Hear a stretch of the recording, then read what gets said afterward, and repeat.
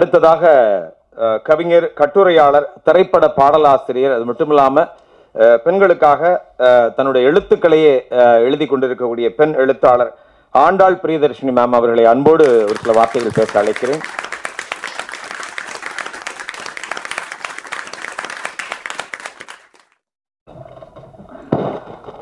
அனைவருக்கும் எனது அன்பான வணக்கம்.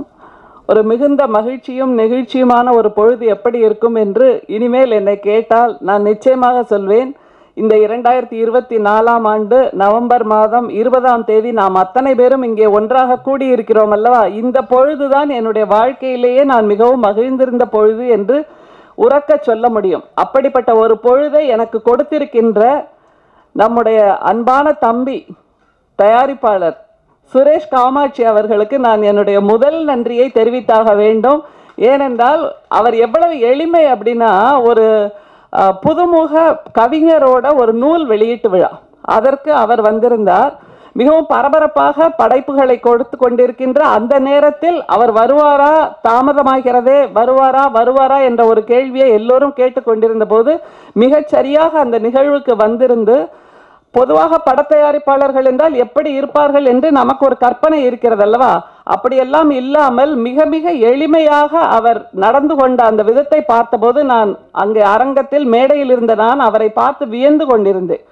அந்த நேரத்தில் ஏற்பட்ட அறிமுகம், அதற்கு பின்பு என்னுடைய என்னுடைய விருப்பங்களை அவரோடு தெரிவித்த போது நிச்சயமாக இந்த படத்தில் ஒரு நீதிபதியாக எனக்கு ஒரு வாய்ப்பை கொடுத்து என்னை இங்கே நிற்க வைத்திருப்பதற்கு நம்முடைய அண்ணன் தம்பி ராமையா அவர்களுக்கும் நான் என்னுடைய மனமார்ந்த நன்றியை தெரிவித்தாக வேண்டும்.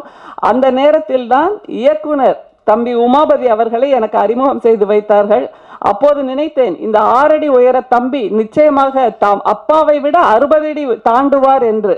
அதை இந்த படத்தில் நிரூபித்திருக்கிறார் என்பதை நாம் பார்த்த காட்சியே காட்டுகிறது. பொதுவாக இந்த திரைப்பட உலகம் என்பது கனவு உலகம், அது நம்ம அத்தனை பேருக்குமே தெரியும். இங்க மேடையில் இருக்கின்றவர்களை பாருங்களேன், ஒவ்வொருத்தர் கண்ணிலேயும் ஒரு கனவு உலகம் விரிந்து கொண்டே இருக்கிறது. என்ன என்றால், நான் இந்த படத்தில் நடித்திருக்கிறேன், நான் இந்த படத்தில் பங்கேற்றிருக்கிறேன், இந்த படத்தின் மூலமாக எனக்கு வெற்றிகள் குவியும், என்னுடைய ராஜாங்கம் ஒன்று எனக்காக உருவாகும் என்கின்ற அந்த கனவை அத்தனை பேரும் சுமந்து கொண்டிருக்கிறார்கள் என்றால், நிச்சயமாக இவர்களுடைய கனவுகள் நனவாவதற்கு நாம் அத்தனை பேரும் ஒரு கைதட்டலை பரிசாக கொடுக்க வேண்டும்.